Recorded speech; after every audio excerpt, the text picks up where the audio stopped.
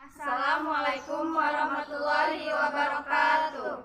Kami dari 11G ingin menampilkan drama yang berjudul Cermin Penunjuk Sifat Buruk. Nama saya Melody Agustin yang berperan sebagai Ratu. Nama saya Rika Amelia berperan sebagai gadis penjual cermin. Nama saya Yuliana sebagai pemilik toko. Nama saya Anissa Sapitri yang berperan sebagai pelayan. Nama saya Winda Sartika sebagai pelayan. Suasana di kamar seorang ratu sebuah kerajaan. Di kamar tersebut banyak sekali cermin besar terpasang di dindingnya. Matahari baru saja terbit dan sinarnya masuk ke kamar, membangunkan sang ratu dari tidurnya. Ia segera bangun dan menghampiri salah satu cermin yang terpasang di dinding kamarnya. Sang ratu tersenyum melihat bayangannya sendiri. Ia lalu duduk di atas tempat tidurnya. Ia mengambil sebuah cermin kecil di atas sebuah meja. Ia memandangi bayangan dirinya sambil tersenyum. Tanpa sengaja, sang ratu menjatuhkan cermin yang dipegangnya, dan cermin itu pecah. Sang ratu kaget dan marah. Pelayan, cepat ke sini.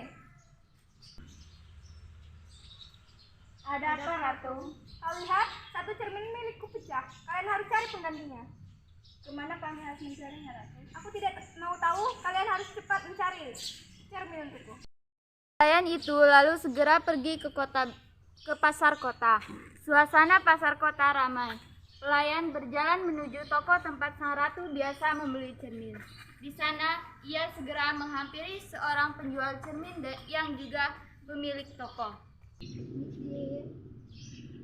Kami sedang mencari sebuah cermin untuk sang ratu. Dapatkah kau membantuku? Sebuah cermin, bukankah sang ratu memiliki banyak cermin? Tapi sebuah cerminnya sudah pecah dan ratu ingin mendapatkan penggantinya. Oh maaf, sejak dibeli oleh ratu, cermin di sini sudah habis.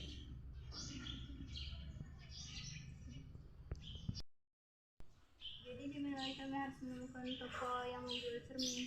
Entahlah, aku pun kesusahan mencari persediaan cermin untuk dijual. Ya sudah, kalau begitu kami permisi. Pelayan itu lalu keluar dari toko cermin. Wajahnya penuh kebingungan. Ketika sedang berjalan, tanpa sengaja melihat seorang gadis yang sedang duduk di bawah pohon. Terdapat sebuah cermin dengan bingkai kayu dari kotak dari kayu. Pelayan menghampiri. Permisi.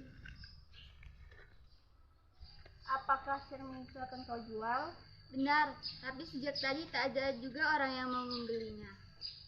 Kau mujur, sang ratu sedang mencarinya. Tapi ini bukan cermin biasa. Aku takut sang ratu tidak menyukainya. Cerminnya cermin, apa bedanya? Di istana. Baiklah, aku akan ikut.